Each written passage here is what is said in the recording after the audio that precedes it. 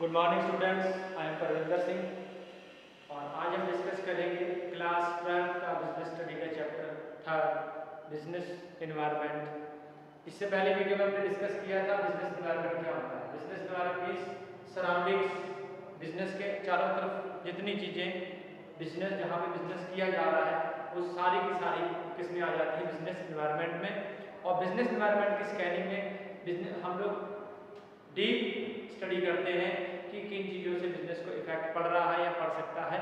So today we will discuss about the dimensions of business environment. Dimension of business environment is all the forces, factors and institutions which are directly and indirectly influence the business environment।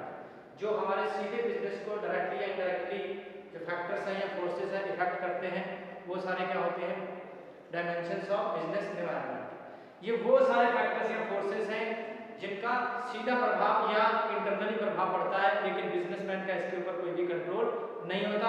Businessman को खुद अपनी planning and policies में changes करने पड़ते हैं according to the changes takes place in these dimensions. 5 dimensions हैं, इनमें कोई भी बदलाव या कोई भी इफेक्ट हमारे बिजनेस को, उसकी परफॉर्मेंस को इफेक्ट कर सकता है। इसीलिए हमें खुद ही प्लानिंग या पॉलिसी उस हिसाब से बनानी पड़ेगी कि अगर इनमें कोई भी चेंजेस होता है हम इजीली उसको अडॉप्ट कर सकें। So in general environment there are 5 dimensions. First is economical, second is social, third is political, fourth is legal and fifth is technological environment, जिनका इफेक्ट बिजनेस के ऊपर पड़ता है चाहे वो डायरेक्टली हो या indirectly. Economical environment means all factors and forces indirectly influence the economy of the country. Economy of the country पे इफेक्ट पड़ेगा तो उसका सीधा प्रभाव हमारे किसके ऊपर पड़ेगा, बिजनेस के ऊपर डायरेक्टली। अगर कंट्री में कोई भी डिसीजन इकोनॉमी से रिलेटेड लिया जाता है उसको इफेक्ट करता है तो उसका भी सीधा प्रभाव हमारे बिजनेस पे पड़ेगा, बिजनेसमैन को उसका इफेक्ट जाएगा। For example increase in the GDP, increase in the demand. अगर हमारी ग्रोस डोमेस्टिक प्रोडक्शन बढ़ेगा तो हमारी डिमांड भी क्या होगी, बढ़ेगी। हमें प्रोडक्शन क्या करना पड़ेगा, ज़्यादा करना पड़ेगा। बिजनेसमैन को प्रोडक्शन का रेट क्या करना पड़ेगा, इंक्रीज करना पड़ेगा। Inflation rate increase the cost of the production. अगर इन्फ्लेशन रेट बढ़ता है तो उसका दूसरा इफेक्ट क्या पड़ेगा, हमारा जो प्रोडक्शन कॉस्ट है वो भी क्या हो जाएगी, इंक्रीज हो जाएगी।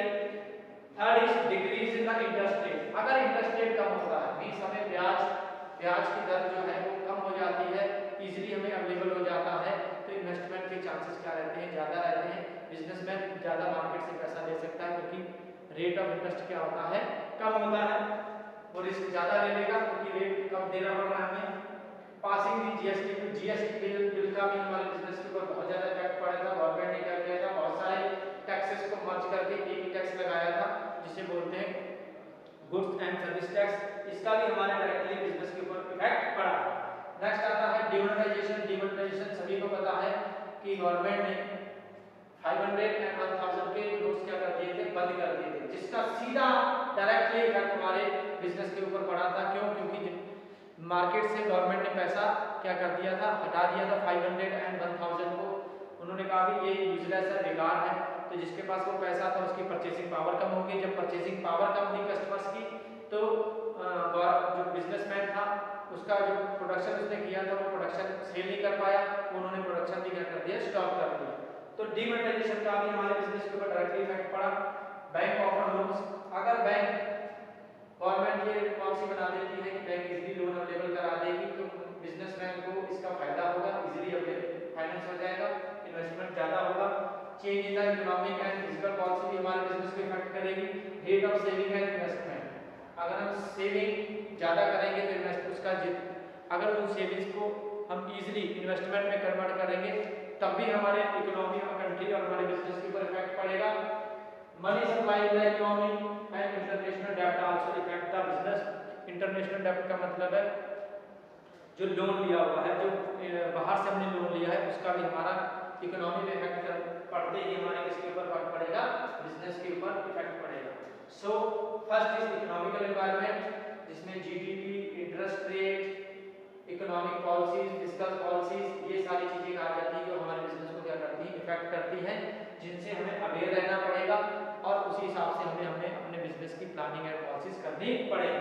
सेकंड आता है सोशल एनवायरनमेंट। देखिए बिजनेस कहाँ पे किया जा रहा है, बिजनेस सोशल सोसाइटी में, सर हम जहाँ पे हम लोग रह रहे हैं, हम बिजनेस कर रहे हैं आसपास में जहाँ पे हमारी सोसाइटी, हमें उसके कल्चर को, हमारे वहाँ के ट्रेडिशन को भी देखना पड़ेगा, उसी हिसाब से हमें अपना प्रोडक्शन करना पड़ेगा।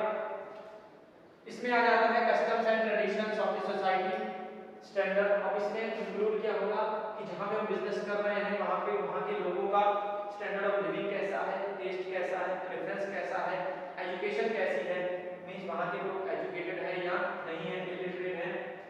सो इन चीज़ों का इफेक्ट भी हमारे बिजनेस के ऊपर पड़ेगा, ये भी हमें ध्यान में रखना पड़ेगा। एग्जाम्पल आता है जैसे हम लोग कोई भी फेस्टिवल आता है, जैसे दिवाली, ईद है, गुरपुर्ब है, इन ओकेजन्स पे क्या होगा, जितनी भी स्वीट शॉप्स हैं, मिठाई वाली दुकानें, उनकी सेल क्या हो जाती है, बढ़ जाती है। गिफ्ट शॉप्स हैं जितनी है उनकी सेल क्या हो जाती है, बढ़ जाती है।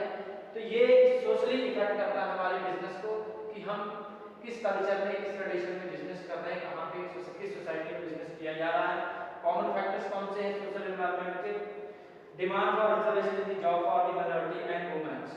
अब सोशल में ये डिमांड है सोशल एनवायरनमेंट की, ये हमारे बिजनेस को इफेक्ट कैसे करेगी कि लोग ये डिमांड करते हैं कि वुमेन्स को जॉब सिक्योरिटी होनी चाहिए, वुमेन्स का सिक्योरिटी होनी चाहिए, वुमेन्स को भी जॉब मिलेगा। मान लीजिए अगर हम 10 लोग रख रहे हैं, जेंट्स हैं, तो उसमें से कम 5 नहीं तो 3 वुमेन्स होनी चाहिए, उनकी सीटें क्या होनी चाहिए, रिजर्व होनी चाहिए, माइनॉरिटी के लिए रिजर्व होनी चाहिए। नेक्स्ट बिजनेसमैन का इसका इफेक्ट पड़ेगा कि इसको जब वो जॉब पे किसी को रखेगा तो इस रेशियो का भी वो ध्यान रखेगा। Equal wages for paying, equal wages means equal wage, जितनी हम लोग किसी मैन को वेजेस या सैलरी देते हैं, अगर सेम वर्क को वो वुमन कर रही है, लेडी कर रही है, तो वेजेस भी उसकी क्या रहेगी, सेम रहेगी। नेक्स्ट आता है demand for automatic and luxury items for middle class.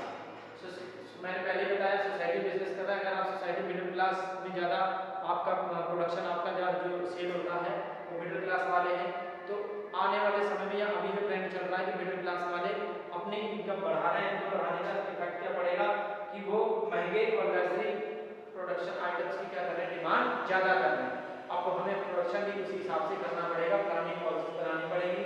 Social movements to improve the girls child education.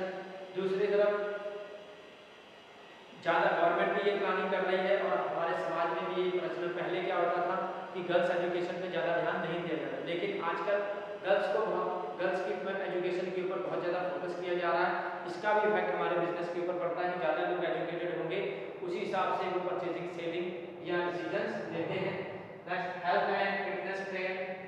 आजकल जो पॉपुलर हो गया है, आपने देखा होगा कि बहुत सारे हेल्थ से रिलेटेड प्रोग्राम चलते हैं, योगास बहुत चलते हैं। तो जो किसी भी कैटेगरी में मिडिल क्लास हो, रिच क्लास हो, ये अपने हेल्थ के बारे में बहुत ही ज़्यादा अवेयर हो गए हैं।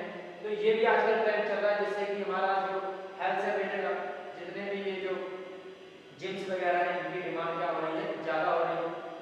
Birth and death rate means हमारा बर्थ रेट और डेथ रेट है, ये भी इफेक्ट करेगा हमारे बिजनेस को। So in this social environment we discuss about the how the business deal with the society and planning and policies for depend upon the customs and tradition of the society. Now the next dimension is political environment. Political environment से मतलब है कि जहाँ business कर रहे हैं वहाँ की आपकी गवर्नमेंट का नजरिया कैसा, प्लानिंग कैसी है, पॉलिसीज कैसी है, गवर्नमेंट कैसे प्लानिंग कर रही है बिजनेस से रिलेटेड, क्या क्या इन फ्यूचर वो क्या करना चाहती है, वो सारी टाइप किस तरह की गवर्नमेंट है। मान लीजिए बहुत सारे लोगों ने गवर्नमेंट बनाई या एक ही पार्टी की गवर्नमेंट है, ये भी बहुत ज़्यादा इफेक्ट करती है, क्योंकि बहुत सारे लोग, बहुत सारे समूह अगर मिलकर गवर्नमेंट बनाते हैं तो वहाँ डिसीजन डिले होता है, डिसीजन क्या पता कैसा होगा। जब एक पार्टी का डिसीजन होगा वो डिसीजन उनसे डिफरेंट होगा। तो किस तरह की गवर्नमेंट है, attitude of government to the different groups means government का नजरिया बिजनेसमैन के प्रति या सोसाइटीज के प्रति कैसा है, उनकी प्लानिंग पॉलिसीज कैसी हैं। तो ये सारी चीज़ें किसमें आ जाती हैं, पॉलिटिकल एनवायरनमेंट में, जिसको बिजनेसमैन को बहुत ही ध्यान रखना पड़ता है अगर इन्वेस्टमेंट उसने करना है लॉन्ग टर्म के लिए या शॉर्ट टर्म के लिए। जैसे कॉमन फैक्टर्स कौन से हैं, अब बीजेपी गवर्नमेंट ने 2 बहुत बड़े प्रोजेक्ट प्लान किए, जैसे स्वच्छ भारत अभियान चलाया, दूसरा स्किल इंडिया मूवमेंट मीन्स स्वयं खुद का रोजगार करिए, आप खुद डेवलप करिए, आप हम आपको क्या देंगे, सब्सिडी देंगे, लोन्स प्रोवाइड करेंगे, ट्रेनिंग देंगे, डेवलपमेंट कराएंगे। नेक्स्ट है पॉलिटिकल स्टेबिलिटी, इसका भी इफेक्ट बिजनेसमैन के ऊपर पड़ता है। अगर उन्हें पता है कि गवर्नमेंट स्टेबल है तो उन्हें डर नहीं होगा कोई भी। अगर गवर्नमेंट ने एक बार डिसीजन ले लिया, गवर्नमेंट चेंज अगर जल्दी नहीं होती तो वो डिसीजन लंबे समय तक चलेगा, जिससे कि बिजनेसमैन को ये रिस्क नहीं रहता है कि अगर मैं ज़्यादा इन्वेस्टमेंट करता हूँ तो कोई नेक्स्ट गवर्नमेंट आएगी तो क्या तक प्लानिंग चेंज ना कर दे। तो पॉलिटिकल स्टेबिलिटी भी बिजनेसमैन को इफेक्ट करती है। कॉन्स्टिट्यूशन ऑफ कंट्री मीन्स हमारा संविधान जो बना है उसमें क्या है, पॉलिटिकल्स से रिलेटेड गवर्नमेंट इंटरवेंशन का बिजनेस, गवर्नमेंट कितना इन्वॉल्व करती है हमारे बिजनेस में, बिजनेस से रिलेटेड कितने। अब जैसे अभी सुना जा रहा है कि बहुत सारा प्राइवेटाइजेशन होता जा रहा है, गवर्नमेंट ने बहुत सारी कंपनीज को क्या कर दिया, प्राइवेट सेक्टर के हैंड में दे दिया, जैसे इलेक्ट्रिसिटी है एंड रेलवे डिपार्टमेंट को भी सुना उन्होंने कुछ पार्ट उसका क्या कर दिया जाएगा, प्राइवेटाइजेशन कर दिया। तो गवर्नमेंट का पॉलिसीज क्या है बिजनेस के प्रति, वो क्या नजरिया रखती है, कैसे सोचती है, इन चीज़ों का हमें ध्यान रखना पड़ेगा। नेक्स्ट है फॉरेन पॉलिसी, गवर्नमेंट की कैसी है, जब हम इंपोर्ट एक्सपोर्ट करते हैं तो उससे रिलेटेड गवर्नमेंट का क्या नजरिया है, क्या फॉरेन कंपनीज को इन्वाइट करते हैं या हम जाके बाहर बिजनेस कर सकते हैं, हमें कोई सब्सिडी या गवर्नमेंट ऐसे फैसिलिटीज प्रोवाइड करती है।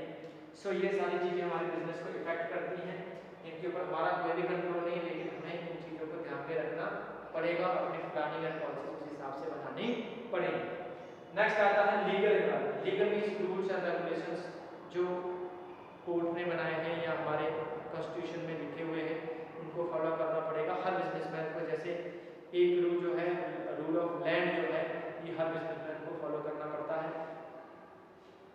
और बहुत सारी चीज़ें हैं, जैसे कंपनी के लिए कंपनी एक्ट बनाया है 56, फीमा ट्रेड यूनियन बनाई गई 1926, जिससे बिजनेसमैन को इनके अकॉर्डिंग ही काम करना पड़ेगा, अपने हिसाब से वो काम नहीं करेगा।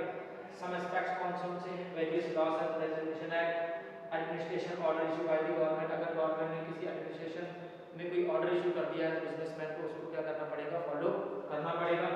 कोर्ट जजमेंट, कोर्ट की जजमेंट आती है, कोर्ट जैसे कहता है कि जैसे legal political to licensing and foreign trades. Statutory warning, statutory warning का मतलब होता है कि जितने भी नशीले पदार्थ आते हैं उसके ऊपर एक वार्निंग लिखी जाएगी कि ये आपकी हेल्थ के लिए क्या है, हानिकारक है।